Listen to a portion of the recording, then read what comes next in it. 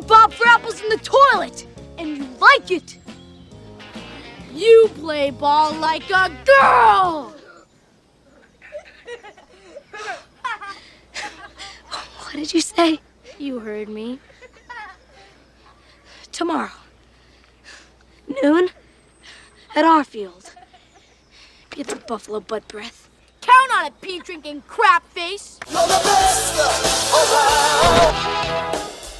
Best there is, the best there was, and the best there ever will be. I need the best.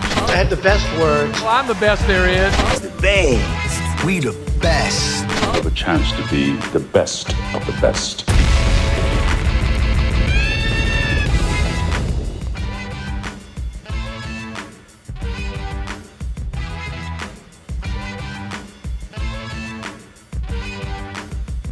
Here are your hosts, Neal E. Fischer and Mark P. Smith. Hey, Neal, what's up? Hey, how's it going? I was just thinking before we get going, maybe we should give a special shout out to thanks for everyone that's been listening so far and subscribing. We had a previous episode with Brandon Cox, cinematographer, and Great guy. Great interview. I think a lot of people are enjoying. You are now listening to interview. Best of And, the Best, he was presented able to by Radar get some of his Studios, celeb starring buds two to, guys who tweet at use their us, middle tweet about the initial show, to which is sound great. cool. Including Dave Bautista, who hopefully we can get on the show. We're working towards that. Yeah, that was pretty exciting. Dave, if you're listening, we would love to talk to you. Yeah, we definitely would love to pick your brain on some of your favorite films. I know Brandon said you had some really good stories that you could share, so yeah, we'd love to hear those. Should we give any? You were saying something about doing a little giveaway. Yeah, so before we talk about doing a giveaway, I just wanted to give a shout out to a couple of the people that really engage with us. That really engage with us on Twitter. We're on Twitter quite a bit, but we also post a lot on our Instagram and our Facebook page. But on Twitter, though, we have 3 people that really engage with us quite a bit, for good or bad, depending on how they like the episode, which is great. And one of them is @0_killed, who also feels the need to tweet at us all the time, which is great. But definitely wanted to give a shout out to the Veal Chop. For also giving his opinions to us, and then someone that we don't know, and it's sort of our first real fan, I guess we could say, that we don't know, that's reached out, I should say, because I know there's a lot of you out there who listen but don't reach out, but this guy's, his name's Ken, and he's at DJ New Style. Yeah, thanks, Ken. Yeah, so thanks for reaching out, tweeting us, giving us your opinion. Thanks for listening. Thanks for listening. You have a website that is hearustalk.com, which is HEARUSTALK.com. A lot of cool podcasts on that website that you guys should check out. But yeah, we appreciate it. But as far as the giveaway, we thought it would be fun if we could get up to 25 iTunes reviews, which is really going to help us just with our searchability and the more episodes we put up here, the more people can listen to us. But if we can get up to 25 reviews, and we need your help, if you haven't reviewed the show yet, please go on iTunes and give us a review. We're going to do a raffle, and one of those 25 people will receive a Radar Studios official T-shirt that we'll send to you. Yeah, and they're pretty cool. They're designed by one of our designers here, so they're even if you don't know who we are, they're pretty rad shirts. So definitely review, definitely reach out. And remember, if you search for us on iTunes or really anywhere, if you search Best of the Best podcast and then include the word Radar in there, it's easier to find us if you can't, if you don't follow us on social media and get links or anything, if you need to just straight up search for us. So we would really appreciate any feedback, any reviews. Any feedback? Any feedback? I should have said that for the Chicago, or I should have put that in the Chicago episode. So yeah, that would be great. We really need your help. So give us some reviews, spread the word around. We haven't really done any marketing, so we're trying to have word of mouth be our main source for marketing. And a lot of you have reached out already. So actually, Mark, someone did reach out to you and was very angry about 1994 episode. Well, a couple people have actually given us a load of shit for our 1994 episode. There's a lot of controversy with the Forrest Gump commentary we made. I'm going to keep this short, but I will say the flack that we've been receiving is how we picked Lion King to be in the best of the best and Dumb and Dumber. And listen, this is Neal and I's show. This is not the greatest films of all time based on New York Times reviews or Rotten Tomato. This is our opinion, and a lot of the films that we review, yes, they're not Lawrence of Arabia, but they are some of our favorite films, and it's the reason why we wanted to do this podcast in the first place, was to explore all avenues of filmmaking, especially being people that work in the industry and fans. We wanted to explore movies that aren't necessarily given their given their due in terms of great movies. So if you disagree or agree with our list, just hit us up on Twitter or Instagram or Facebook or wherever. Yeah. We would love to have that debate, but it's I want to squash that. We're not going to add in your favorite indie film to our list, because this is our thing, right? This is our opinion, right? So, and Mark has already said if you disagree with him, he will meet you anywhere outside. Yeah, and further disagree with you. And further disagree with you. Not fight, but just argue vehemently. Over coffee. Over coffee. I will say regarding that, I'm glad people are listening and they're affected by our choices. And we're not trying to be controversial. We are literally just trying to, whatever's in our heart and what we want to talk about, that's what we say. So yeah, and we said in the beginning of the show, the first episode, I believe, that we're not gonna crap on movies because they're more artsy or less artsy, and some of these movies are just ones that that we love. And I will say for the record, Back to the Future is better than Forrest Gump, but that was for another episode. That's fine. As far as Robert Zemeckis is concerned. But yeah, so I think that's great. Happy to have that argument. Yeah, we'll do a whole show on it. But we should do a whole show on Forrest Gump versus Back to the Future, and just list the pros and cons of each and see who comes out on top. And maybe we have some online. I think metaphorically, though, you would never get past Forrest being in shackles, and so you would never, like Forrest, how he broke out of his shackles and ran really far. Your argument would stop with him in shackles because you would never get that far. That's what I'm going to say. That's my analogy. I get it. Okay. Yeah. There would be Jenny yelling, "Run, Forrest, run!" while I was trying to debate. Which is probably for the better, because if your argument wouldn't go so far, so you wouldn't get AIDS. I mean, Jenny wouldn't get AIDS if you were Jenny. Jenny would still It's very unclear whether he gets AIDS in that movie or not. He might have the AIDS. But if he wore a condom, he might have been okay. Well, I mean, he's been in the house. Do you think he knows? Well, I guess he could wear a condom. He's not stupid. He isn't stupid. He knows what love is. He knows what love is. You're making him sound stupid now. He knows what love is. Yeah, I actually read an article too about how everyone said that Jenny is like the whole reason that the movie is kind of a heartbreak, just because she like screws him up the whole movie. Right. Stringing him along. It's a great film. We'll talk about maybe we'll have another. We'll have a anytime we have this kind of controversial. We'll do a little bonus episode. Film versus another film or something. A little addendum. Yeah. Bonus track. Yeah. Subtitle. No. So segue into our episode today, which is, I guess we'll try to explain it as best we can. Yeah. Neal and I had this idea to talk about summertime movies or summertime-based films. Right. Because it is summertime, is officially summer, and I said we were just like, hey, what if we did that? Make it a little seasonal. Get you guys started off in summer right with a little summertime movie conversation. Yeah, you guys might be commuting by foot now, walking to work in the sunlight, need a little podcast in your ear, little iced coffee in your hand, sandals, shorts, skirts, whatever you want to put on. We support it. As long as you're listening only to this episode of Best of the Best to get us 1,000 downloads and nothing else. And nothing else. But yeah, I would, I think the parameters for this are, and they're a little looser, I guess, in some regards. But the parameters, at least for me, when I was doing my research, trying to figure out my films to talk about, was summertime-based movies where summer is like the setting and is integral into the film itself, into the story.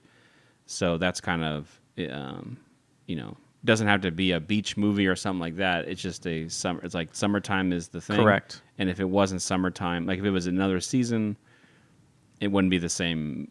It wouldn't be the same movie. It can't be interchangeable. So right. I was vetoed. I wanted this whole podcast to be about Freddie Prinze Jr.'s Summer Catch. Right. But Mark said that he didn't think we could do a full hour and a half on Summer Catch, which I disagree. But this episode will not just be about that movie. It's going to be about a lot of different movies. So, like Mark said, there's a couple different parameters. We weren't really sure how to nail it down. We didn't want it just to be summer blockbusters, but we wanted movies, that had summer as part of the plot or the title or any of that. So we're trying to include everyone. Here's what we're saying. Yeah. So when you're when you were a kid, did you partake in summer? Was that something? I partook in summer because it always came around June and July. Here's what I'm saying. Did you? I guess let me ask you this: what does summer mean to you, especially like when you're a kid? Like, what is that? Did you look forward to summer? Are you more of a fall, winter guy? Like, what is your? No, I love the heat. I like I like the sun on my body. I love getting tan, having the warmth. I loved summer because you were out of school. I got to go to my Australian football camp. Would be one thing I would do. I'd be able to go to movies during the day. G'day, mate. G'day, mate. Yeah, every day. Is that what you said every morning when you showed No, up? no, I never said good day, mate. I'd go to movies during the summer. It was fun. I played baseball and just being able to go outside longer until it was darker out and all that good stuff. And then watching movies outside. I think I'm trying to do that more this summer, or at least I'm going to try to watch some more movies. Like in the park? Yeah, but I mean, do it in my own backyard or invite friends over because it's kind of a unique experience. I haven't heard about this yet, so great. Well, you weren't invited. I guess I'm not coming. You aren't invited.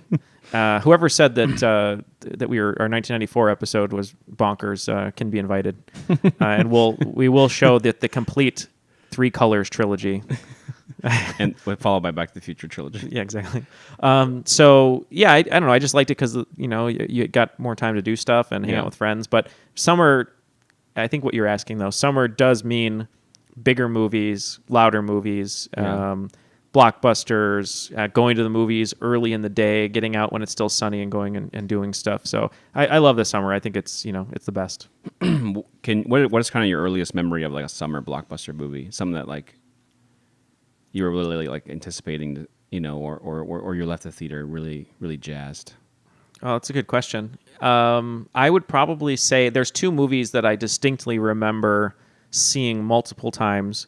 The first one I think I saw maybe 7 times, something like that, was Jurassic Park. I remember going to see it. It's a great summer movie. I don't know if it was the first time we saw it was with one of our neighbors was babysitting me and my brother, and she took us.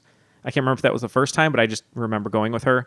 And I just remember it was so loud and like the effects were great and the dinosaurs were awesome. And I wanted to see it right away, right after again. And I think we might have gone the next day and then saw it like 4 or 5 times. And then actually the same thing with Hook before that. When I was a little younger, I saw Hook in the theater a few times as well. That was a summer movie. I didn't realize. Yeah, I don't know if it's a summer movie. I just know that's the only other one I remember. Oh, I gotcha. Okay. Coming out, but definitely Jurassic Park. Okay, I'm way off. Hook was in December, unless it was a re-release, which is possible.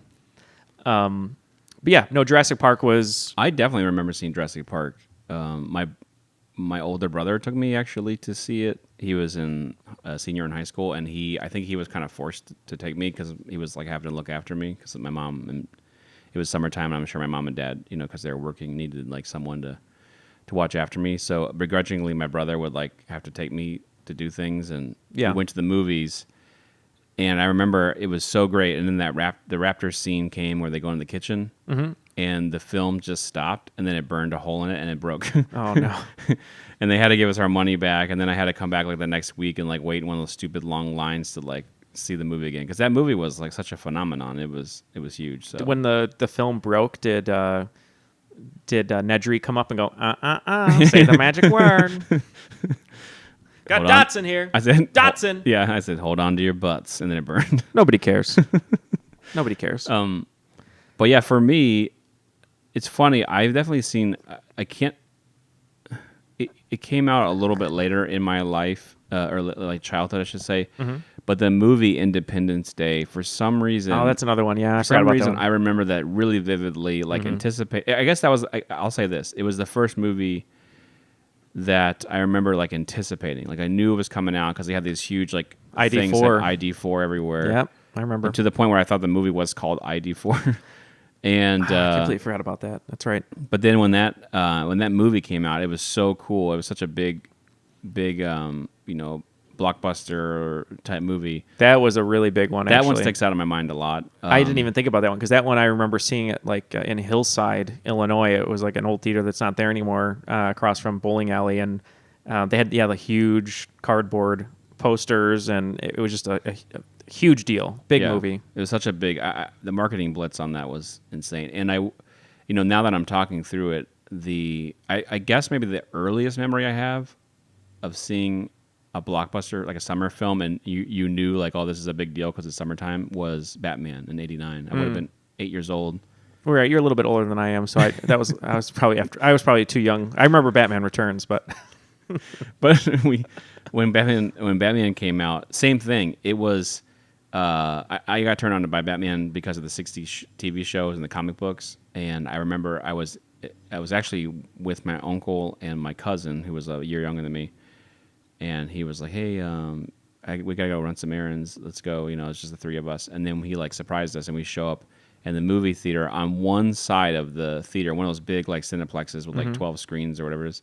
On one side of the theater, like the huge outdoor wall, was covered in the bat, like a huge bat symbol, like the one that like couldn't fit on the. Oh, that's cool. They made it so big, it couldn't fit on the thing, and that movie was great, and it actually was profound, because it kind of launched me into like wanting to make movies. But I guess that would be my earliest summer blockbuster, big time film memory. Yeah, and there's so many. I mean, I can't even now. When you said Independence Day, it clicked a memory on in my head, and there's other ones too now that I'm thinking of with Will Smith, like Men in Black was another one. That's a big one. Yeah, that's a real big one. But nowadays, I feel like, just to like kind of be the old guy talking about summer blockbuster movies, it's different, I guess, because now I'm seeing a lot of animated films because my kids that's what they're like excited about, like Despicable Me 3 coming out, Heavy Metal, Cars 3, and but I it's different now. I like anytime I see a so-called summer blockbuster film, like an Avengers movie or some kind of like comic book movie.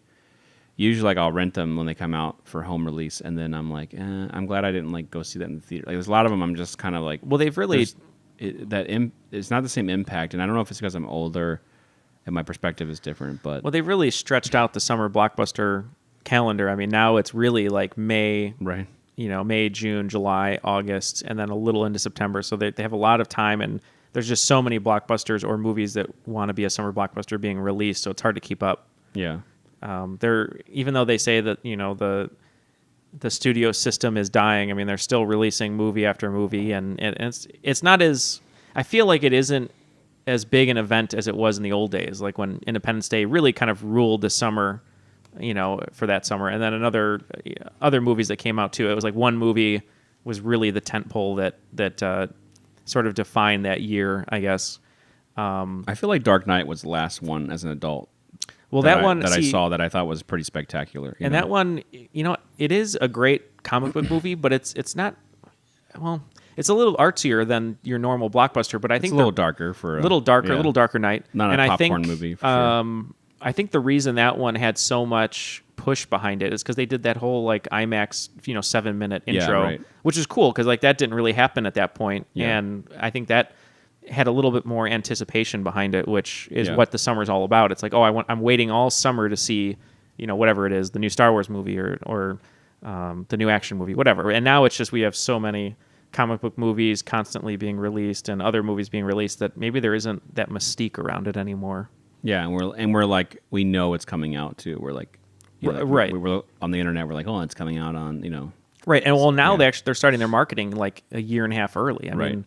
We saw trailers for The Last Jedi, in like Christmas, January time, and Jurassic World just announced the sequel title, and like everyone, it's like freaking out about just right. seeing like a poster with a sequel and it's title. a year from now. So before we get in the list, the building that we record in is doing a little construction, so we don't hear it too much. But if you do, we apologize for any kind of any annoyance we may cause by listening to this. Hopefully, our golden voices will carry the conversation enough. Yeah, we hear it. It's kind of loud in our ears, but we're hoping that the mics are cutting it out a little bit. Yeah. So I guess segue. Let's start the conversation. I want to throw some stuff on the board. Okay. I want to go big right away. Okay. Because I have a reason for this. My first film that we put in the discussion for Best of the Best is a movie called Jaws. Oh, you son of I a don't know bitch. if you've heard of it.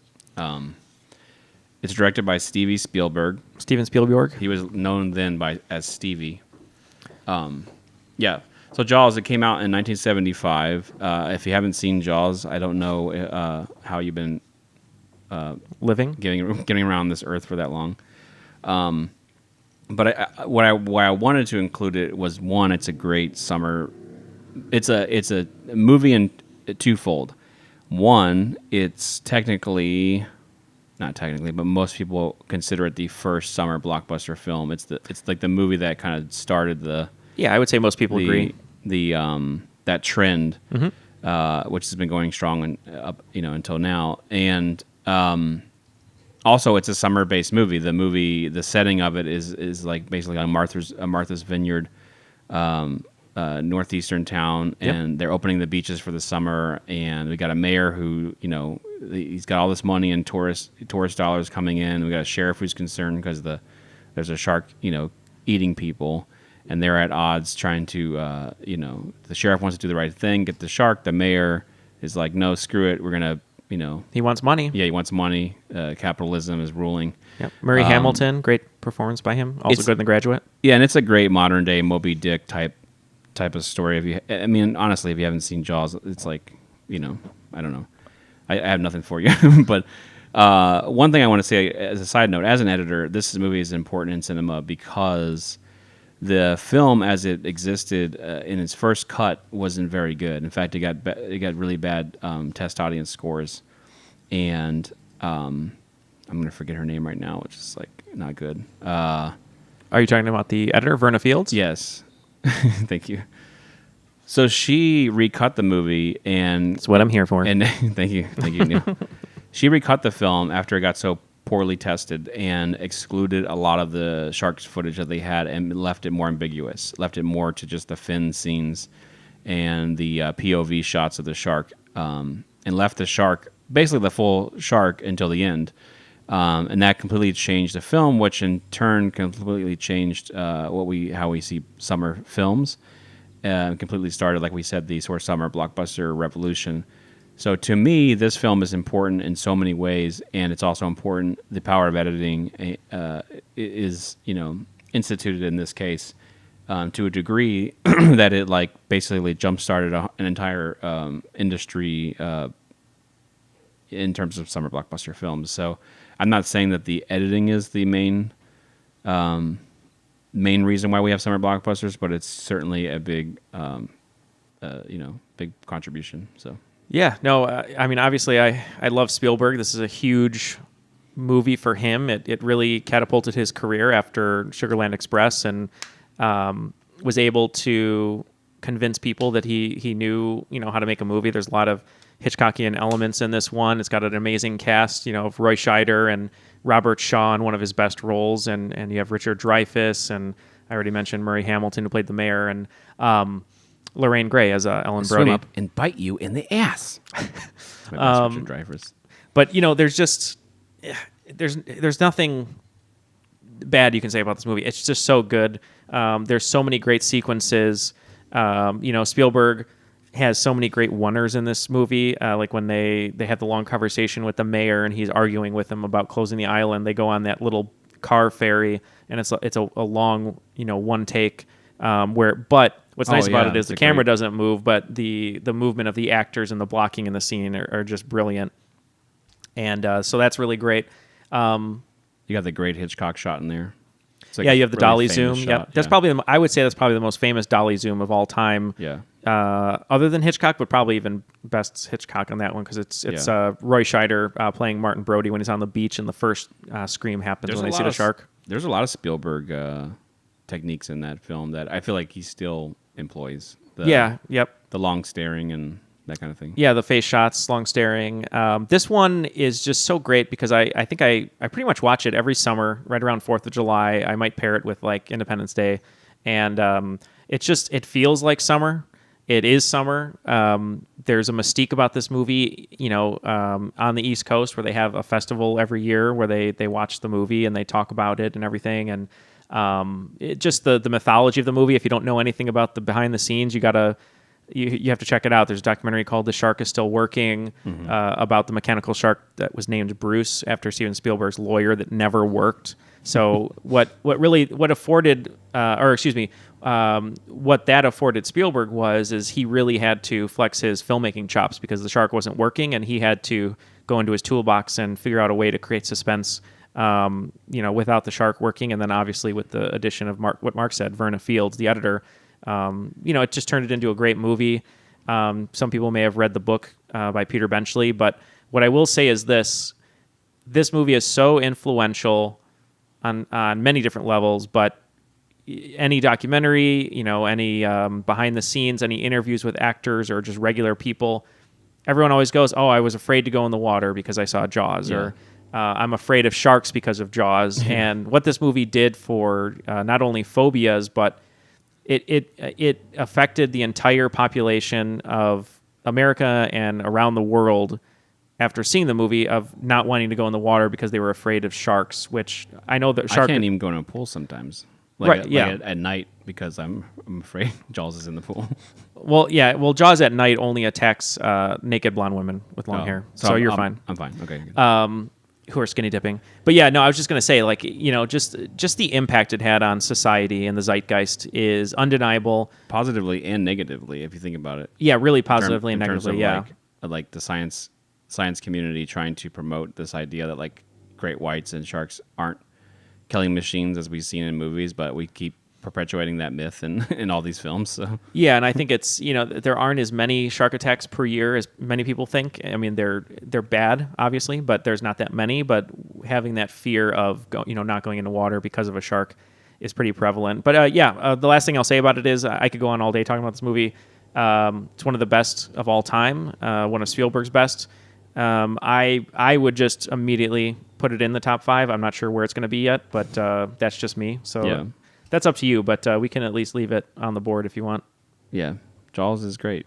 And like you said, the one thing I'll tag on to that too is Spielberg, for all, I think a lot of people that even like films don't like Spielberg's movies, and I think that's hogwash. I think like not everything he does is great, but he's one of the best multi-genre directors of our time.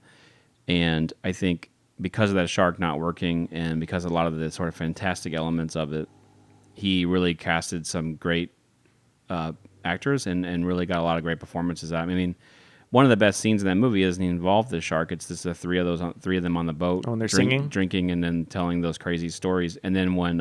I got this scar. Yeah. And when... why does his name escape me right now? Robert Shaw? No. Richard Dreyfuss? Sorry, you're Robert Shaw. Yep. When he talks about being in the Navy and being on the USS Indianapolis or whatever it was, and chilling in the water, and then just like he tells that story so well, you can picture it. You can picture these guys like getting eaten, picked off by sharks, and it's a great scene, and that's a lot of credit goes to Spielberg and those dudes. So good movie. Yeah, and I guess moving on, if you're gonna throw one, on the board right away instead of doing any honorable mentions, which is fine. We're getting down to business. What else are you gonna do?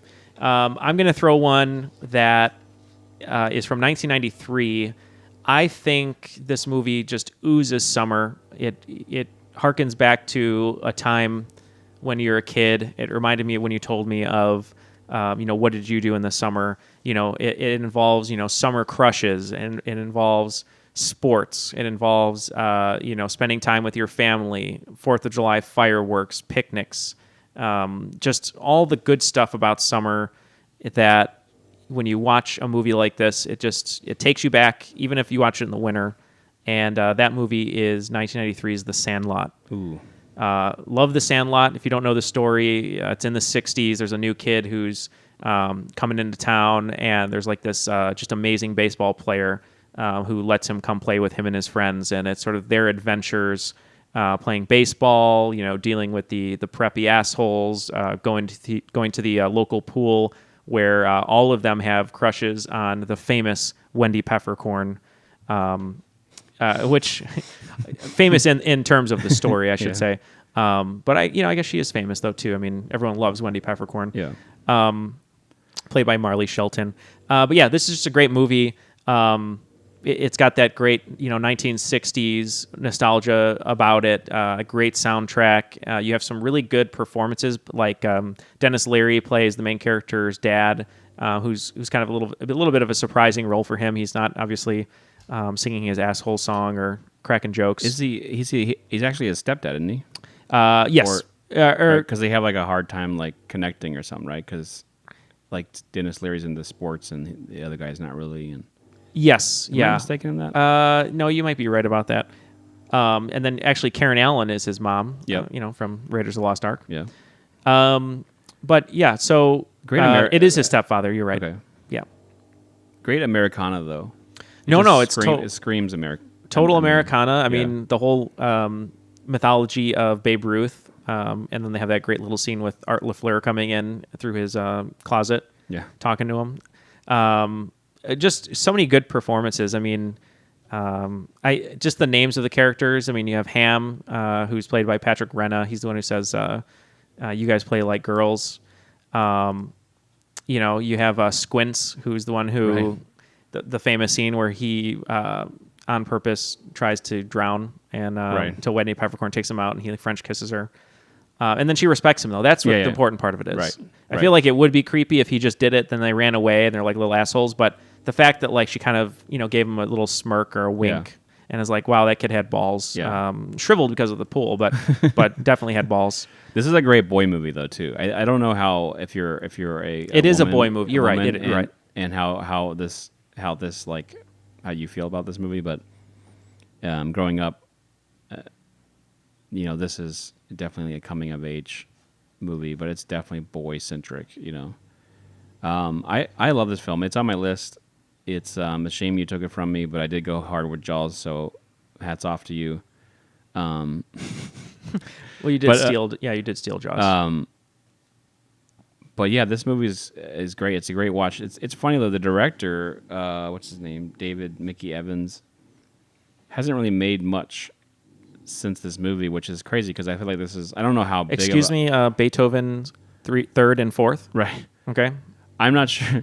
I'm not sure if this movie box office wise was a huge success, but it's a movie that you cannot ask anyone in our age and they haven't heard of it or / love this movie. So it's surprising that he didn't do much, he did Sandlot 2 or whatever, but I never watched that. So no, I didn't want to taint the original, and I just think, like I was saying, this movie oozes summer. It's about summer vacation, about spending time with your friends, and you can't get a better movie than that. And like you said, I know it is a boy movie, but You're killing me, Smalls. That's a great movie. The s'more scene. You know what? I feel like I always wanted a pair of what are they? PF Flyers.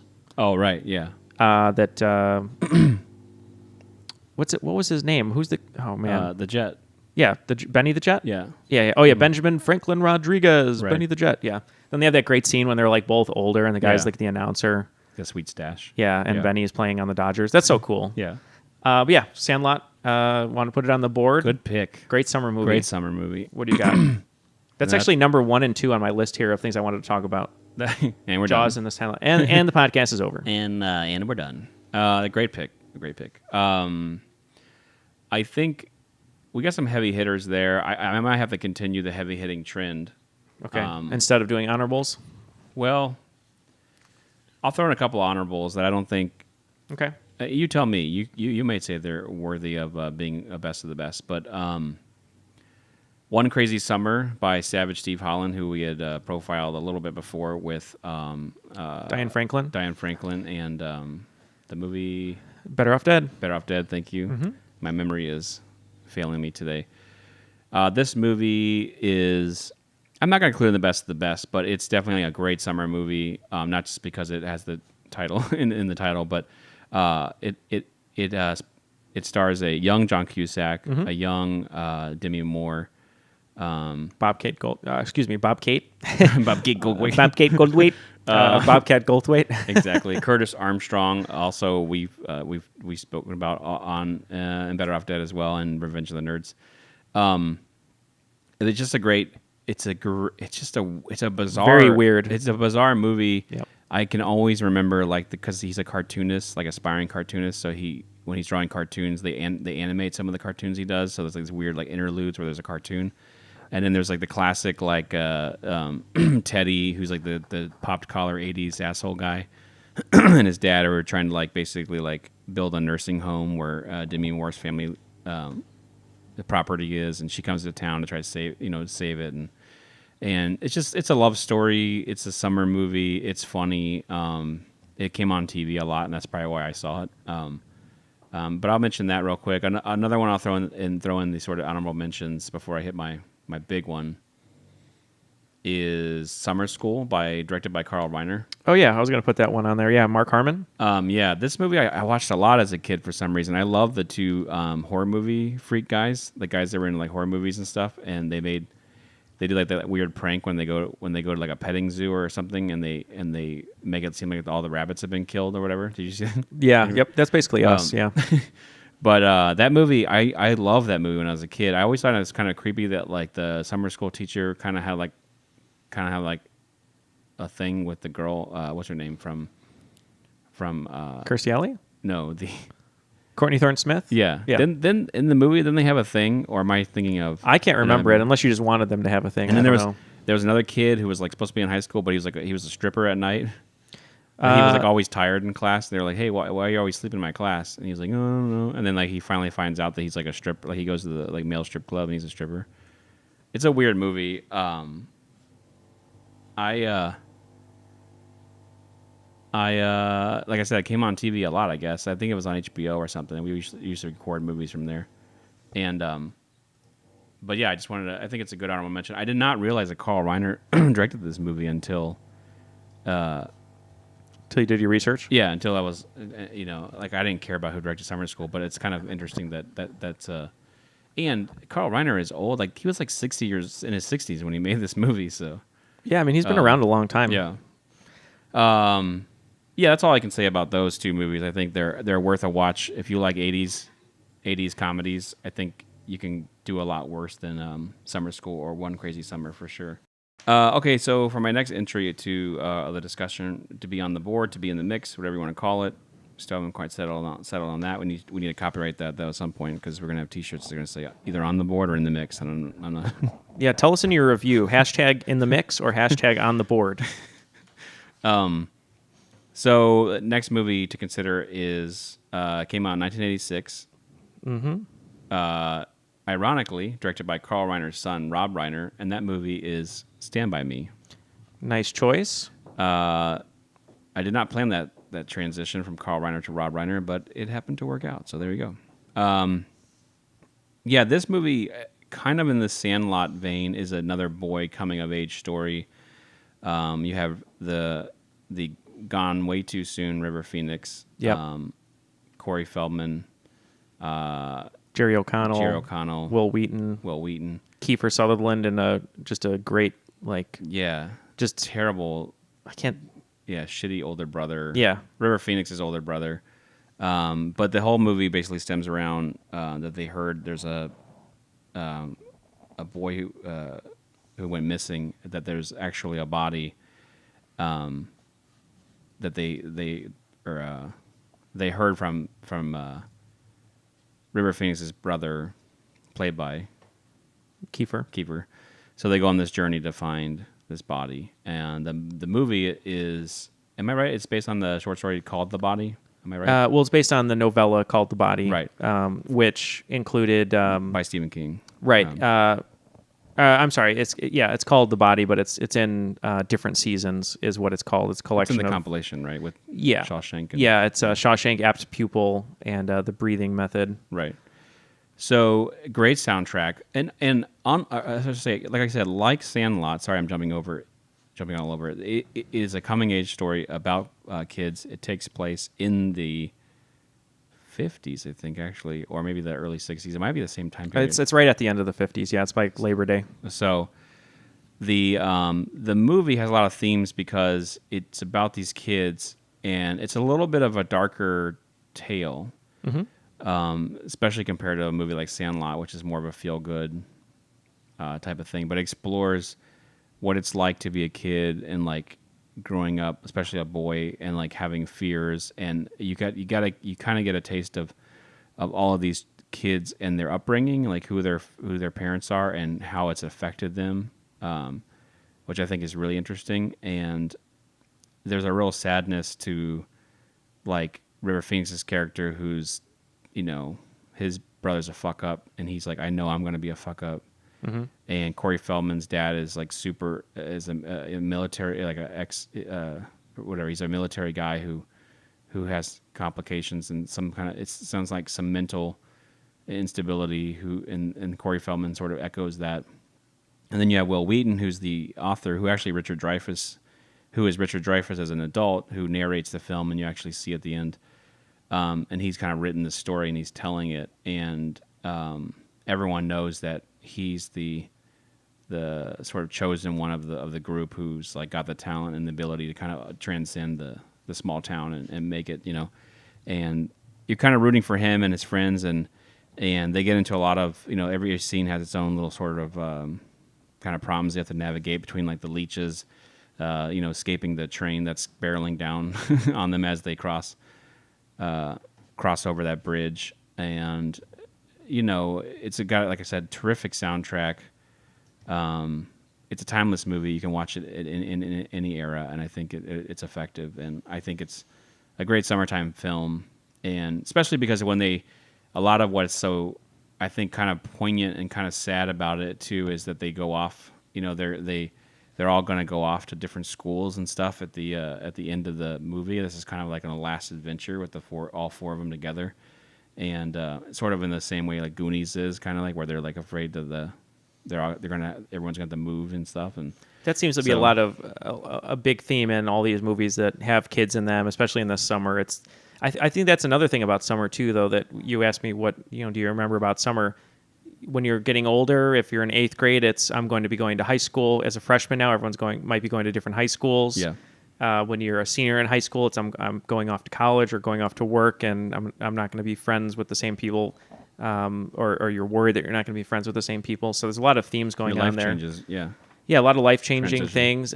Summer really is about change too. I mean, even if you're not going to high school, not going to college, but you know, when you're a kid or a young adult, a lot of things happen in summer. Kids might get a job, they might move, different, you know, big life events can happen. So. This movie definitely touches on all that. It has a nice darkness to it, sort of a juxtaposition of the Sandlot there. I love the scene on the railroad trestle. When they're walking, it's just, you know, beautifully shot. Just when he drops the comb and he's like, "Why are you picking? You have no hair." It's great. Oregon is shot beautifully by Rob Reiner. And then I love the quote when they're around the campfire and Jerry O'Connell. Is going, if I could only have one food for the rest of my life, it would be cherry Pez. No question about it. Cherry Pez. So that was really good too. And the story they tell about the guy who threw up on everyone after eating the pie contest is pretty great. It's a great movie all around. And there's some themes in it that are really, really quite tragic and kind of beautiful, and great Kiefer movie. He doesn't have a lot of scenes in the movie, but he doesn't shoot anyone or you know, take bombs or turn away, into but a vampire. but he's really good in it. But I will say real quick too, Carl Reiner, along with Spielberg, I think is one of those guys that's a multi-genre kind of guy that can do a lot of different things. You mean Rob Reiner? Sorry, Rob Reiner. Going back to his dad again. Rob Reiner, who directed Stand By Me, for the record, is another one of those guys I think that can do a lot of different types of films. This being one of his best. I mean, and then you have This is Spinal Tap, obviously, When Harry Met Sally, Princess Bride, Few Good Men, Princess Bride, all different movies. Misery, all different films that have, but are really well crafted. So, hats off to him. Yeah, no, I agree. Just to keep things moving along here, I'm going to do a few. Cool. I'll shut up, Neal. It's fine. Fuck my movie. I'm going to do a couple honorable mentions here. I know a lot of you are going to say that many of the films of the 50s, 60s, and 70s deserve to be on this list. Quite famously, America released a lot of great surf movies, beach movies. You have Beach Blanket Bingo in 1965 with Annette Funicello and Frankie Avalon, sort of the biggest stars in their day. You can go to Gidget with Sandra Dee in 1959, who the girls sing about in Grease. Look at me, I'm Sandra Dee. But I'm just going to name a few here that some of you might know, some of you might not. Ingmar Bergman, obviously sort of known as one of the artsiest directors, one of the most accomplished directors. He actually had two movies. One was called Summer Interlude in 1951, and the other one that's a little bit better, I think, is called Summer with Monica. It was about sort of a sexy summer affair with the actress Harriet Anderson, shot by Gunnar Fischer, no relation.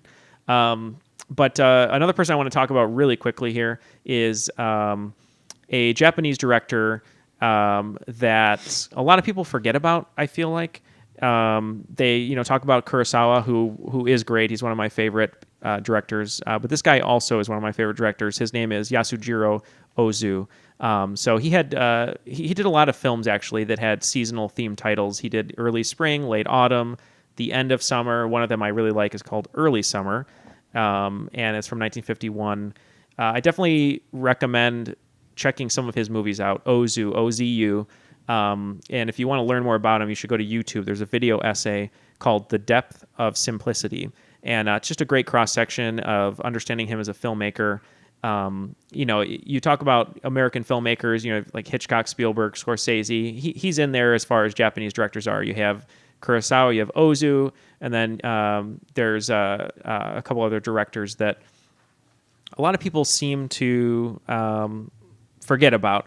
And Ozu is just one of them that I really like. And along with him is Kenji Misoguchi, who did Ugetsu, which is another great movie.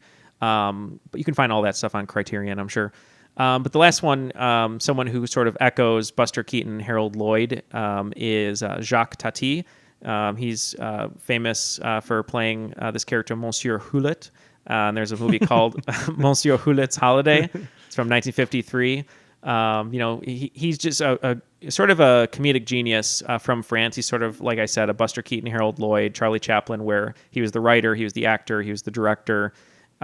Just a really funny guy. There's some if you want to watch some old comedy, some old movies with physical comedy, definitely check out Monsieur Houlet's Holiday. It's on Criterion.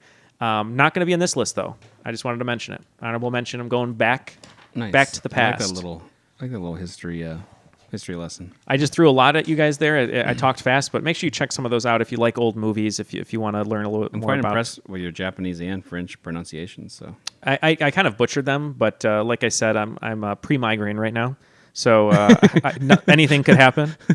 Post-migraine, though, if I would have taken my medicine, you just be asleep. I'd either be asleep or I'd just be saying things that I would regret. So my next addition into the mix on the board. Let's do it. What is it? I'm really excited about this, and I'm going to tell you why. Can I guess? Sure. Okay. Give me a guess. What year has it come out? You want to know the year it came out? Yeah. It's probably going to give it away, but it came out in 1987. Dirty Dancing. It is Dirty Dancing. Mark saw my computer. Yeah, sorry. So the reason I'm excited about this one is Mark talked about how The Sandlot, Stand By Me are sort of boy movies. A lot of people think Dirty Dancing is a girl movie, but it's not. They sort of write it off and say, "Oh, Dirty Dancing, what a chick flick!" Patrick Swayze, Jennifer Grey dancing, blah blah blah. It's a girl movie. It's not a girl movie. Dirty Dancing is I think, talking about it seriously for a moment, one of the most influential movies of the '80s. Not only for Patrick Swayze. For Jennifer Grey, because it sort of made her a star. We talked about her a little bit in the Chicago episode that she was in, Ferris Bueller. But this movie is just really well done. You have a family who goes to their summer in the Catskills. They go to the resort every summer, and it's very routine. They have really vanilla dance lessons. They have the dining hall that you go to every day. Jennifer Grey has her strict father, played by Jerry Orbach, who's just really great in that role. And then you have Marjorie Houseman, her mom, who's played by Kelly Bishop from Gilmore Girls, who are the Gilmore Girls mom and grandma, respectively. But this movie, like I was saying, a lot of people say it's a girl movie, but a lot of people don't realize it. You know, it was written by a woman who at the time was having trouble getting this movie made. She wrote this script. She really believed in it. And she actually sent this script to all these different production companies with a soundtrack, basically, that had all the music that she wanted to be included in this movie. This is another movie with just an amazing soundtrack of 60s songs, of some other hits too, obviously, like Time of Your Life. But so the funny story about Eleanor Bergstein. I've been waiting for so long. Okay. So Eleanor Bergstein. This could be love. Okay, go ahead. Sorry. So Eleanor Bergstein would send this script out with the soundtrack, and all these male producers were like, "No one's going to like this movie. You know, men are the ones who we need to look out for, and we're not going to make your movie. We don't like it. Can you send me another one of your mixtapes?" Because they loved the soundtrack so much.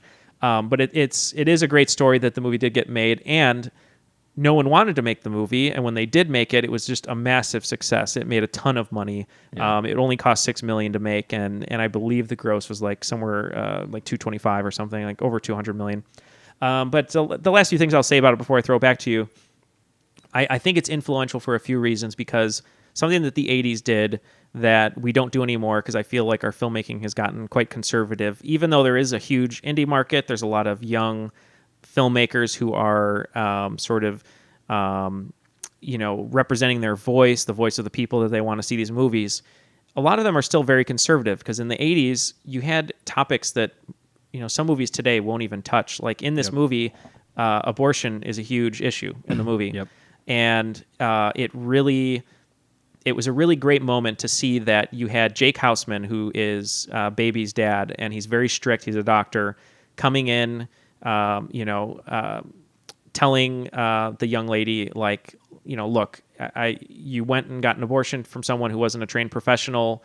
You could have hurt yourself badly, but he didn't get angry at her for having an abortion. Right. He just said, make better decisions about what you're going to do and all that. And it was just a really hot button topic at the time. And I mean, it still is. It always will be. But this movie really, I think, handled it the right way.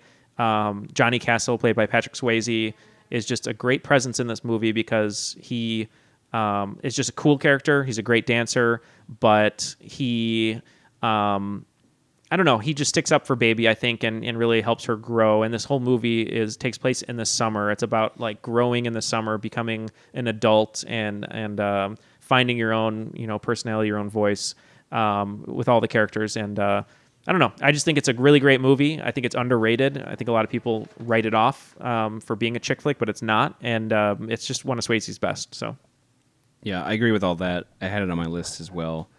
And I would say in how summertime theme, like you said, I think Jennifer Grey's character is like finding herself, and like you said, trying to find her voice and realizing what it's like to be like a woman, because she's like, they kind of treat her as like, oh, she's a little girl. Right. I mean, her name, Baby, it's representing that right. she's always going to be a little kid. She's emphasized, and her parents have strict control over her, and then she meets this guy who really sees her full potential as not only a woman but a human being, and helps her grow. And I think there's an interesting sort of like summertime romance about it that is like how Grease starts. Like Grease kind of starts with that, John Travolta and what's her name? Yeah, Olivia Newton-John when they're at the beach. Yeah. And they talk about this like, great summertime romance. And this is, in that vein, in terms of, Baby and Patrick Swayze's character. And like you said, great soundtrack. It's a classic movie. Yeah, and I one of my friends, Dave, who I write with sometimes, we reenacted the dance move, the jump where they catch, where he caught me in the water. So I have a video of that. I might share it. We'll see. If enough people tweet at us, I will share that video of me doing please Baby's tweet. dance move. And also this movie has started a whole. I mean, it's the interesting story about how it was hard to get this script sold and made. Yeah. Especially now that it's been sequelized and Broadwayized too. So. Right. Yeah, it's been on Broadway. The remake is terrible. I don't know why they remade this movie. Like a TV movie, nonetheless. And they're making with Abigail Breslin, and then they made Havana Nights, and then poor Patrick Swayze had to like cameo in it, I'm sure, because they forced him. Yeah. Not as Johnny, but as just a dance instructor. But yeah, I mean, true story basically from Eleanor Bergstein. Her father was really strict, and they would go to the Catskills as well. And I believe she was also nicknamed Baby too. Great history here. So look up some behind the scenes of this movie before the next time you watch it.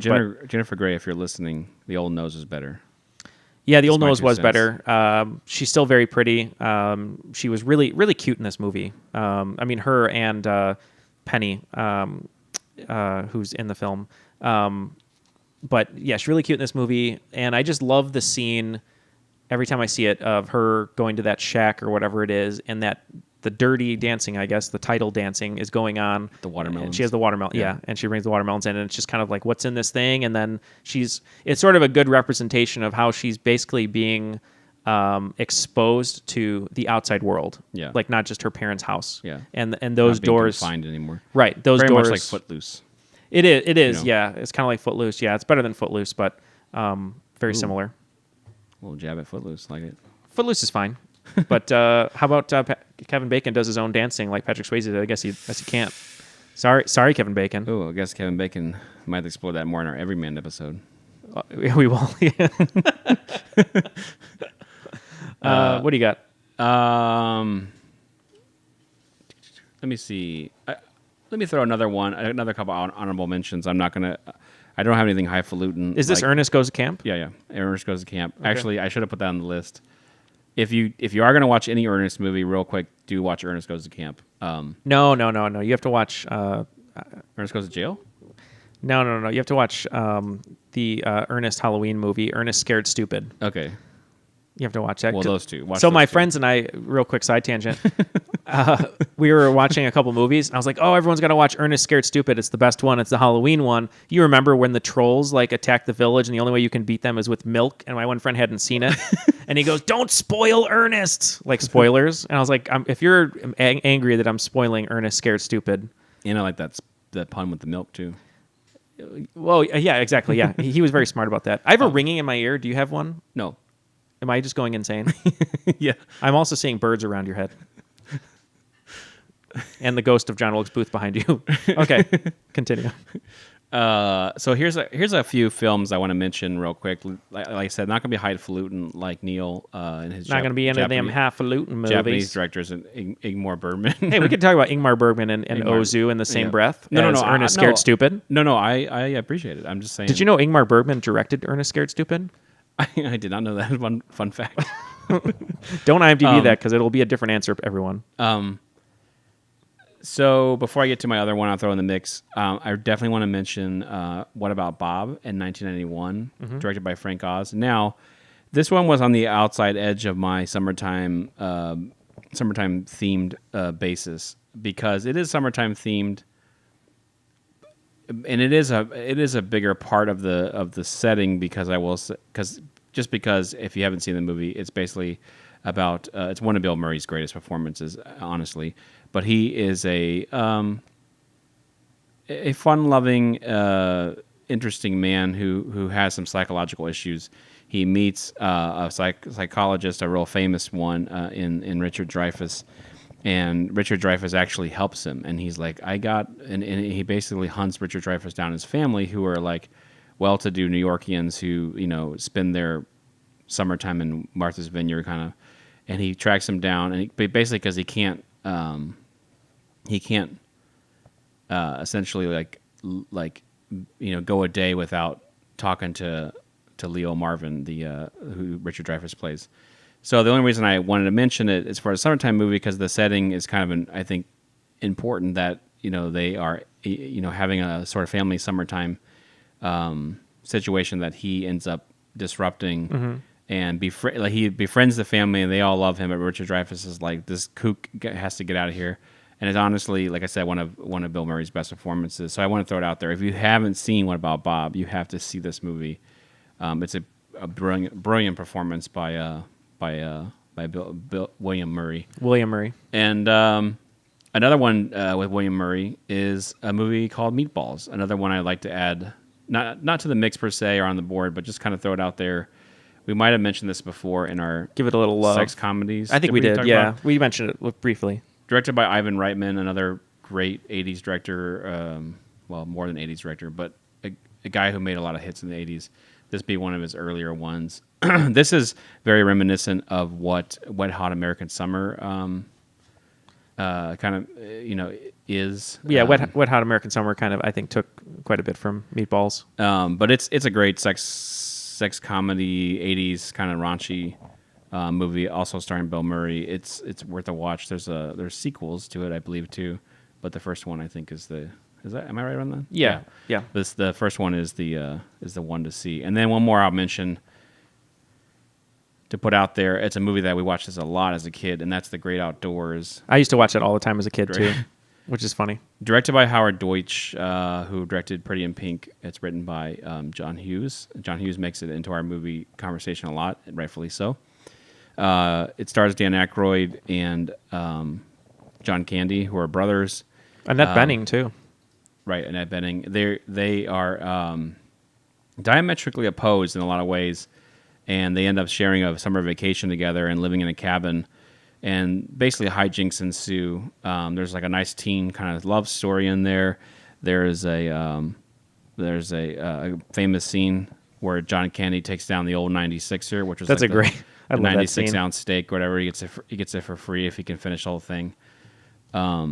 But yeah, like the central plot of that movie is Dan Aykroyd's character is kind of a well-to-do business guy from Chicago, and John Candy's more of the salt of the earth brother who's kind of not he's not enamored with his brother and all his like kind of rich, sort of rich fancy lifestyle, and they have a real, I think they kind of like have they are diametrically opposed, but they end up in the end, kind of sharing this, this kind of crazy summer with their family, and it's definitely like broad comedy '80s, hijinks ensue. It's not a John Hughes film in the sense of, having some sort of like darker or not darker, but like sort of more deeper, meaningful message. It's definitely like a screwball kind of comedy. Yeah, they have a great scene with the bear. And the bear. It's cool that it's in Wisconsin too, which is you can just like see some of the stuff happening because you can just drive right over the border to Wisconsin. So I used to watch this one a ton as a kid too, and I'm forgetting everything about it. But there's like the jet, or not the jet ski, but like the water ski moment. Right, there's right. the bear. There's the 96er. I'm gonna have to rewatch It's this got one. some great like comic pieces in it. It does, yeah. It's remember the raccoons? Every time they show them, they have their little theme music and they have subtitles. Yeah. That was good. It's great. It's probably where the Geico commercial ripped it off, right? Oh yeah. I didn't even think about that until now. Totally true. Yeah. Yeah. Fuck those guys. But we'll so still take Geico work. Hey Geico, check us out. Staying in that same lane, this is what I'm going to put on the board, and that is a movie that was profound in my family, and I'm sure in a lot of people's family.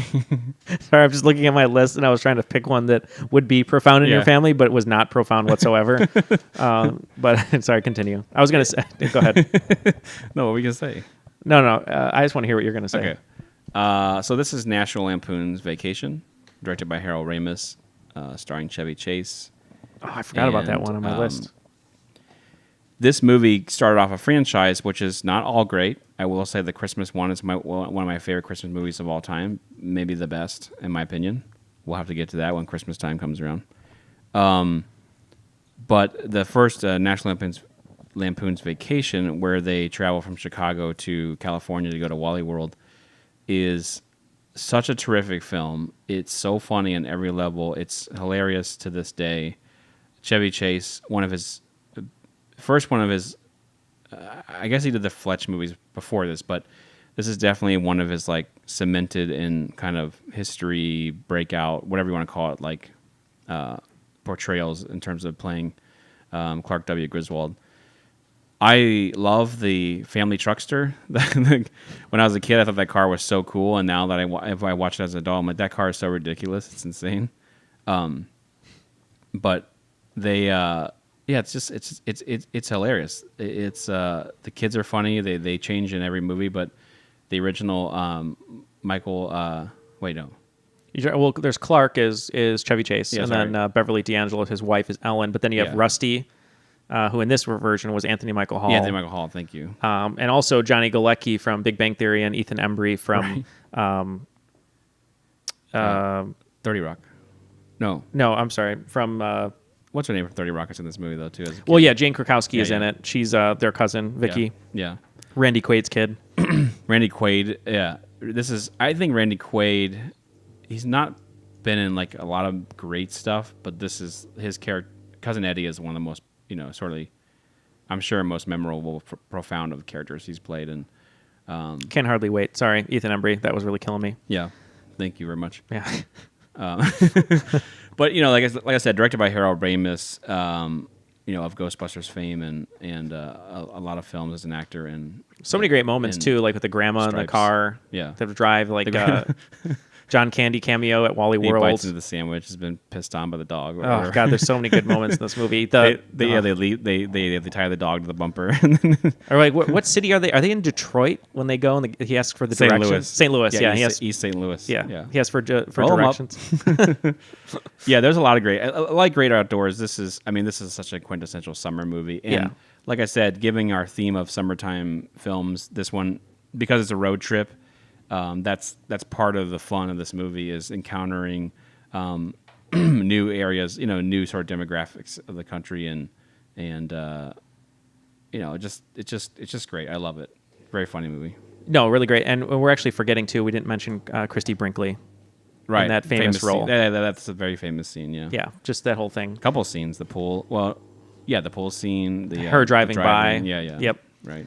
Yeah, great movie. Spawned, a pretty long franchise. But Yeah, even the remake. If you haven't seen the remake, I was kind of bummed that they made one, but it's funnier than you'd think. It's with Ed Helms and Christina Applegate, and it's worth a watch. So.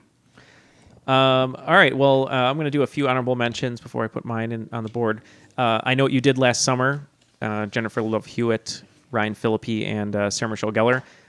Quick side tangent story on that one. When I was a younger man, I used to have a huge crush on Sarah Michelle Gellar and Jennifer Love Hewitt. So this movie was sort of tearing me from the insides because I didn't know which direction to go. But Jennifer Love Hewitt was the ingenue, the lead, so I kind of leaned toward her in this film. But what's funny about this one was when I was in, I forget when it came out, when I was in like maybe 7th or 8th grade. Well, you're younger than me a little bit. Yeah, I'm a little younger than you. It was 97, so that would have been 2 years before I graduated, so sixth grade or so, 7th grade. One of the kids had a bootleg copy of this, I believe on VHS actually, which is really funny. And I remember we went to his house by the Forest Preserve, and all of us like kids were just like huddled into this room watching the worst like rip of I Know What You Did Last Summer ever, and it was bad, but enjoyed the movie though. So that's an honorable mention there. That one, also I should say, think about like all-star casts now of like either romantic comedies or horror movies or whatever. At the time, having Freddie Prinze Jr., Sarah Michelle Gellar, Ryan Phillippe, and Jennifer Love Hewitt in one movie is insane. Like just the star power of that movie. So that's honorable mention. I know Especially Freddie Prinze Jr. because that guy his staying power has been amazing. Yeah, he's a really cool dude. If you follow him on Twitter, he's a nice guy. Are you trying to make a joke about Freddie Prinze Jr.? Oh, Yep. Well, he's a good husband to Sarah Michelle Gellar. He's a big gamer too. If you're an Xbox guy, he's online playing games all the time. Camp Nowhere, I know I mentioned before. Another movie where I just had crushes on all the actresses in, and one of them turned out to be Jessica Alba and Christopher Lloyd, great performance. Sisterhood of the Traveling Pants. I actually enjoy that movie quite a bit. That one's sort of about young women finding themselves and how their friendship is going to be changing and evolving. And along those lines of women and their relationships and how they're changing now and then is also kind of a fun one for me. I don't know if you remember that I've one. never seen those movies. Yeah, they're good. I recommend them. I remember the Traveling Pants got rented at Blockbuster a lot. Yeah, it was on TV one day, and I was like, oh, you know what? I'll watch this, and I had no expectations. Or And now you and I change pants all the time. we do. Yeah. Well, I do Monday, Wednesday, Friday. You do Tuesday, Thursday, and then I drive to you on Saturday. Yeah, they're a little baggy on you. pretty tight. Yeah, on me. well, but I know, but you chose them to be leather, and what I do is I kind of like have a hair dryer and I go over them a little bit, and they shrink just a tiny bit, and then I wear the leather pants mostly when I work out, so when you get them, that they're stretched out again. So sweat filled. in the mix, I'm going to do something that's never been done before. Oh, because one of these movies I know you're going to say probably next. I'll let you have it just because I'm a gentleman. Okay. This is the first time ever. Okay. I'm going to actually put two movies simultaneously into the mix as a Ooh. pair, and they're not. It's not a sequel or anything. Well, I didn't run this by me. I didn't run it by you. All right. So here we go. These two movies deal with a young man dealing with a lot of different emotions. In one instance, it's a young man dealing with the divorce of his family and dealing with a sort of a new boyfriend, almost possibly stepfather, and his relationship and how it's changing with his mother. The other one is about a young man who is trying to become an adult. What is he going to do about college? What's he going to do about a career, young love, and all of that? But they both actually deal with summer theme parks. And one of them, I think, is sort of an underrated film. A lot of people knock it because of Kristen Stewart, but it's Adventureland. Yep. Which Jesse Eisenberg. Correct, with Jesse Eisenberg, It's a good movie. Yeah, a great performance by Ryan Reynolds, and more of a, I guess, not a dramatic role, but he definitely plays a little off type. Yeah. But it's a great ensemble cast. You have great cameos by Bill Hader and Kristen Wiig as the people who run the park. And then you have Martin Starr, who right now is doing a great job as Guilfoyle on Silicon Valley. So I wanted to mention that one to kind of put it in the mix. But the one I actually like more than that is The Way Back, which I recently had just seen a couple years ago. And that one, I know it flew under a lot of people's radars. And it's the reason I like it is you're following this young kid named Duncan. He's going on summer vacation with his mother and her new boyfriend, played by Steve Carell, in a very atypical role for him. He's playing basically just a dick. He's a full of himself boyfriend who wants to basically get in Toni Collette's pants, and he doesn't like that she has kids. He's just dealing with it. And Duncan kind of goes away from that, and he finds this Water Whiz water park that's run by Sam Rockwell, who is sort of, it's hard to describe. He almost as if, I don't want to say if Robert Downey Jr. ran a water park, but it's kind of like that. But Sam Rockwell runs this water park with these crazy characters. It made me want to work at a water park over the summer. And I love this movie. It's a water park. It's summer. There's great comedy, but the reason I like it is there's a lot of dramatic elements that are infused into it. It was written by Nat Faxon and Jim Rash, and they also directed it and also have cameos in it. And if you remember them, they actually won the Oscar for The Descendants. And Jim Rash was the one who did, actually both of them did that joke where they like leaned their foot out when they won the award to make fun of Angelina Jolie that year. Oh, right. Because remember, her leg was coming out of the slit. And Jim Rash you might recognize mostly from Community as the dean. But I really wanted to put this one in here because I think it's sort of an underdog. Steve Carell is really good in it. The whole opening of the movie just sets the tone. They're in the car. Duncan, the lead character, is in the way back, which means the back of the station wagon. And Steve Carell, I'm going to paraphrase, but Steve Carell just says, "Hey Duncan, how would you rate yourself on a scale of 1 to 10?" And he's like, "What do you mean?" And he's like, "What kind of person are you? Between 1 and 10?"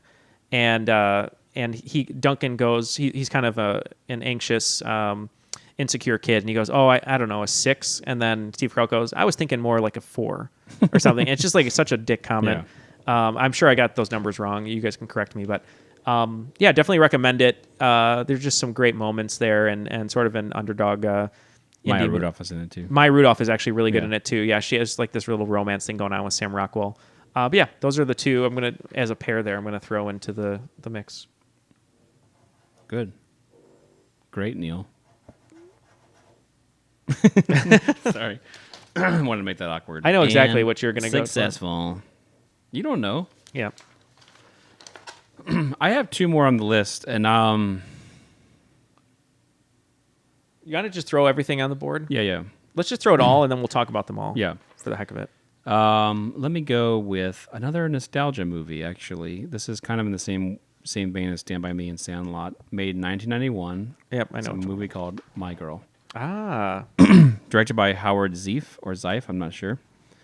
My Girl is great. It's another one of those films that is a coming-of-age story. This one centralized around a woman, and I think unlike Stand By Me or Sandlot, this is definitely a more female-centric story because the main character, who is played by, I'm trying to remember her name right now, is Anna Klumsky. Anna Klumsky, yes. Yep.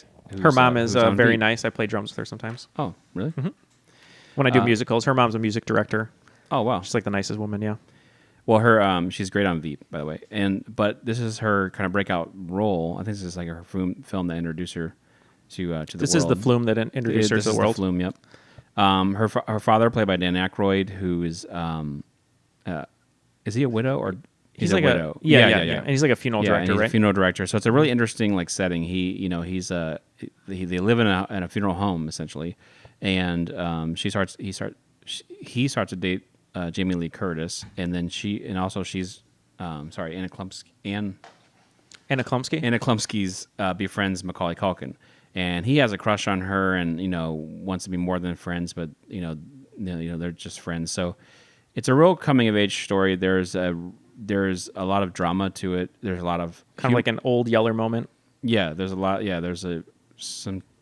I don't want to say if you haven't seen this movie. I know a lot of people. I know some people have seen it. Some people haven't. Yeah, just watch it. It's a great summertime movie because of the whole growing up, the whole coming of age story, especially with the main character Anna Klumsky.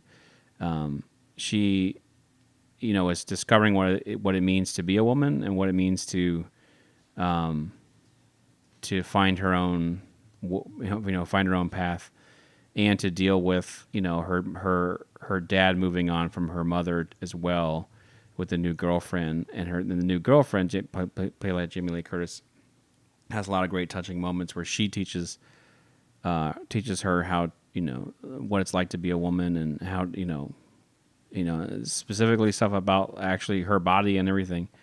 And her relationship with Macaulay Culkin is super sweet, and they have adventures. And I just think it's a great kids movie, but it's not like a kiddie movie, like in the sense that it's like lying about what it is to be a kid. It's a very like without being like the movie Kids. It's very like mature movie about kids. It's a very like, and that's why I think when I saw it as a younger man,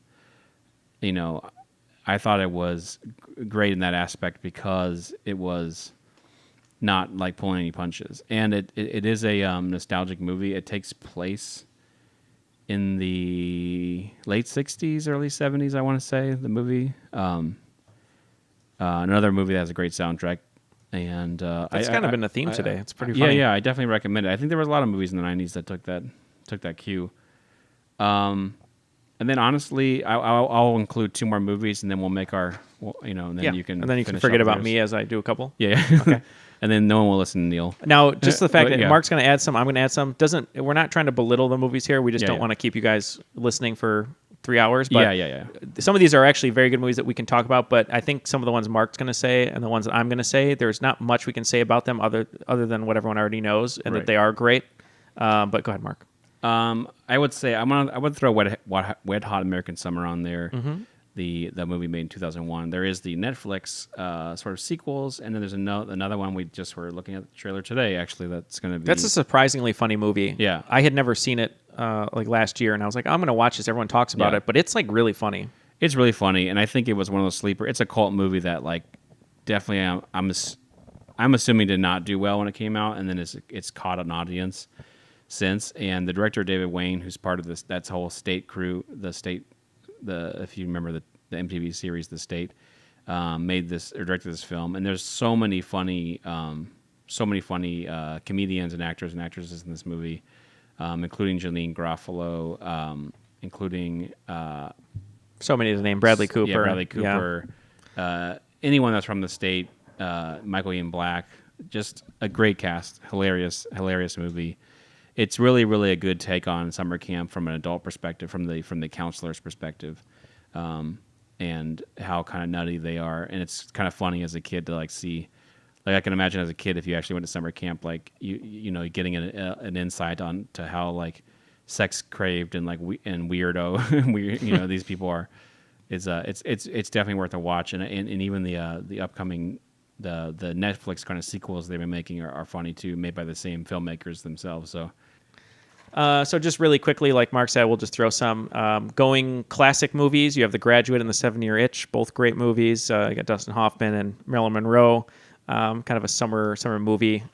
Classic Marilyn Monroe scene of her over the air vent with her dress. And then we didn't really talk about American Graffiti, George Lucas film about the last day of summer. That's a great fun one.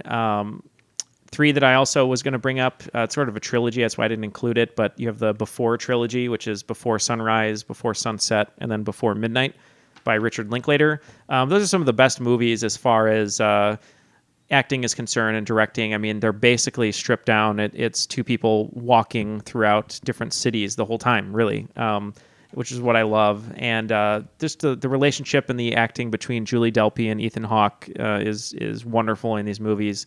And it has one of my favorite lines.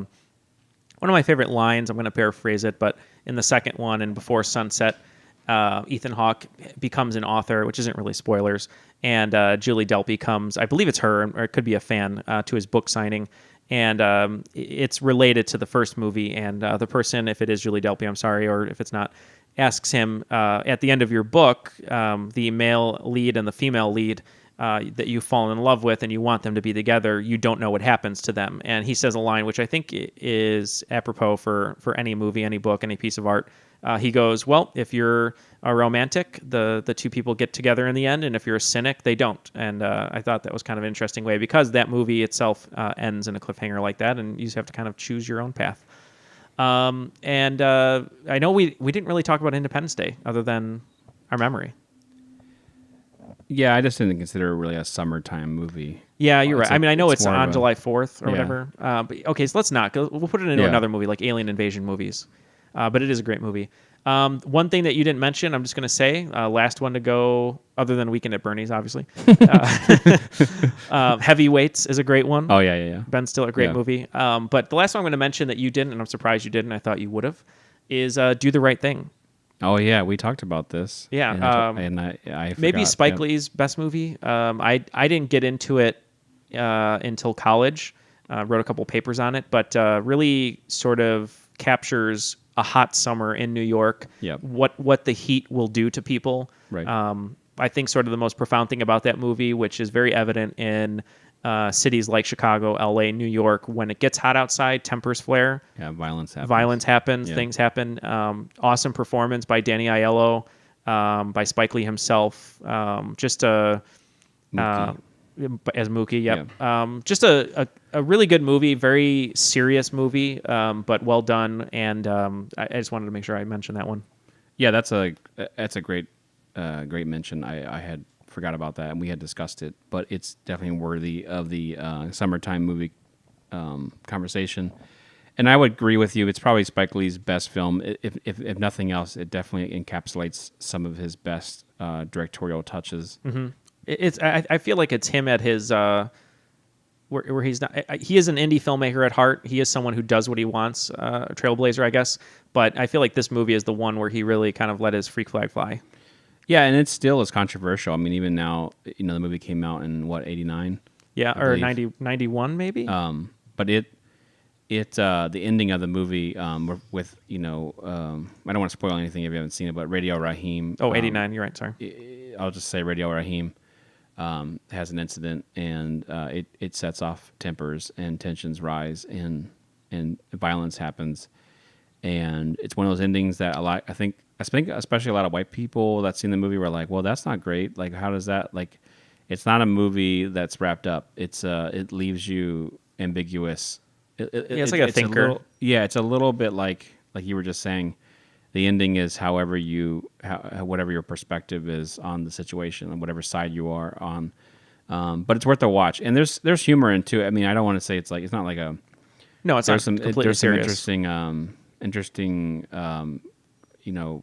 characters, and it's a good movie, and it's very colorful. There's something about it that's like they really capture like a very like kind of vibrant, especially a great era of like hip hop culture in general that was very like vibrant and harken back to like a kind of a jazz period too, in some ways. So the nice thing about it too is the cast, like we were talking about, John Turturro, Danny Aiello, you have Ozzie Davis and Ruby Dee, Giancarlo Esposito, who would go on to be Gus Fring in Breaking Bad, Rosie Perez, Martin Lawrence, Samuel L. Jackson. So, and like Mark said, the colors are really vibrant. I think the way they art directed the poster, if you remember some of the old advertising, it looked like chalk that the kids would put on the sidewalk. And that's kind of like what the movie looks like. Everyone almost looks like a kid drew their town in chalk and a lot of different colors. So, great film. Great one to put into the mix on the board. Should we deliberate? Yeah. All right, let's do it. And we'll be back. And now it's time to announce the best of the best. We deliberated and we have our list, and we're about to reveal who the best of the best is. But first, we have to mention our 6 and 7 spot, otherwise known as our Steve Kerr, Tony Kukoc. Yep. Yeah, we've learned. Yeah. Steve Kerr, Tony Kukoc. We've gotten your letters. We always find it hard to make a top 5 list and then ultimately a best of the best, but that's what we have to do here. That's our mission.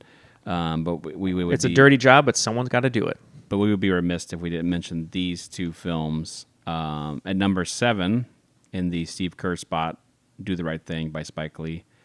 We just mentioned it at the very end, and I think it's worth note. I think in the context of all these films, I think it's worth putting in the in the list, given basically everything that we've already discussed about it and its place in sort of summertime films. Because I also think because it's not quintessential in terms of like a vacation movie or something like that. It deals with a more sort of deeper subject and is profound still to the day. So. Yeah, and at number 6, we wanted to put in a movie from a more recent time period. So we actually, kind of surprisingly, if some people are a little shocked, but we went with The Way, Way Back. We just think it's a solid movie. It's not breaking records, winning a ton of awards, but it's just one of those summer movies that you can watch over and over again. And Nat Faxon and Jim Rash, who co-wrote and directed it, did a really nice job with this one. And there's just some really great performances that. And a great setting at the water park that really make you feel like it's summer. So I don't know. Should we kick it to the movie trailer guy? Yep. Kick it. Number 5. Vacation, or National Lampoon's Vacation. We wanted to put this in the top 5. It's a quintessential summer vacation movie, a quintessential road trip movie. Hilarious. Chevy Chase is hilarious. The whole family is great. It sets up a franchise of sequels that aren't all great, but are pretty funny, including European and the Christmas Vacation. Yeah, this one took a little bit more chances, I think, which was fun. Yeah, so perfect spot at number 5. Number 4. Stand By Me, directed by Rob Reiner. Like we said, the story of the 4 boys who set off to find a dead body and in turn discover things about themselves they didn't know, some of the sort of more darker parts of their upbringing. And I think it's just a beautiful movie that's timeless, and it also reminds me of how great River Phoenix was, especially as a child actor, and how tragic it was that he met his demise way too soon. But I think it's worth watching. It's a great summertime coming-of-age film, which a lot of these that we mentioned are. This one being a little more profound than others. And I think it's great at number 4. Number 3. Dirty Dancing. We put this one in here because we discussed while we were deliberating, or it's basically the same thing. While we were deliberating, we were talking just about how underrated Dirty Dancing is and how great of a love story it is, how great of a coming-of-age film it is, which is really an interesting theme. A lot of these movies that take place in the summer, like we said in the beginning of the episode, are coming-of-age movies. It's about a time of discovery, a time of change, of growing out of your cocoon, turning into a butterfly, all that good stuff. Dirty Dancing is not only a great movie with a great soundtrack, a great romantic comedy, romantic drama, I should say, but it sheds light on, like we said, on subjects and subject matter that were important now as much as they were in the 80s. And I just think it's a film that will stand the test of time. I think it's one that's very entertaining, but has some commentary and important things, on the underside of it. So really like Dirty Dancing, and we wanted to make sure it was in our best of the best, and it's at number 3. Number 2. The Sandlot. So we talked about this one being a picture of what it means to be a young boy. Sorry. This is like where we're getting hungry. All right. The Sandlot. It came down to a lot of discussion for the final 2 here, but The Sandlot really represents sort of a day in the life of what it means to explore and enjoy a summer. You have baseball, you have a great soundtrack, you have the Wendy Peppercorn storyline, you have this one kid who just wants to belong, who wants to have friends, finding friends that he'll have for life, which they do end up showing at the end of the film. And it's just one of those movies, and James Earl Jones we forgot to talk about in Hercules. So many great moments. It really makes you feel like you're a kid and you're enjoying summer, and not too many movies do it as well as this one. At number 1, the best of the best is... Jaws. I don't know what else to say about this movie that hasn't been said either on this podcast or in the zeitgeist in general. But like we mentioned at the top, this movie not only is a summertime-based film, but it is the film itself has catapulted the whole industry of summer blockbuster films. So it's number 1 in my book and in Neal's book, obviously. And I think there's really no debate for us in that regard. And also, it's one of those things that kind of starts off a whole career of our for Stevie Spielberg, as I call him, Steven Spielberg, which is still flourishing to this day. So yeah, number 1 with a bullet for me is Jaws. Yeah, it's undeniable. I don't really even want to go any more in depth about this movie. There's documentaries you can watch. There's books written about it. It's evident why it is a success. It's a movie I watch every summer, and now I am jonesing right now to actually go watch it. It is a story of a simple man who doesn't like to go in the water and has to defend an entire town against a imposing force. But all I will say is Mark upset me a little bit in the deliberation. I did want to put Monsieur Hulot's Holiday as number 1. Mark slapped me, and then I was back to normal. So, well, first you said Sister of the Traveling Pants, which, by the way, I need those pants. All right, I am taking my pants off right now. Okay. But thanks guys for listening. Feel free to hit us up on social media. Our movie trailer guy is going to tell you where to hit us at. And like we said, reach out more, get us reviews to win that T-shirt, and tell us what you thought of this episode. What do you think, Mark? Yeah, just give me those pants. All right, thanks for listening, guys. All right. Bye.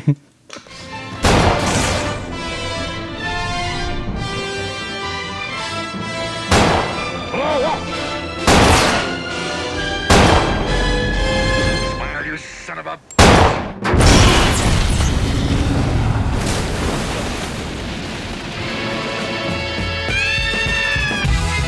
Thanks for listening. If you think we've missed any of your favorites, message us on Twitter and Instagram using the handle @bestofbestpod and include your own top 5 by using the hashtag BOTB. We ask that you rate, review, and subscribe to Best of the Best on iTunes or your preferred podcast app. Have ideas for show topics, opinions, or just want to say hello? Send us an email to bestofthebestpod@gmail.com. Till next time, special thanks to Radar Studios and long live Don Hogue.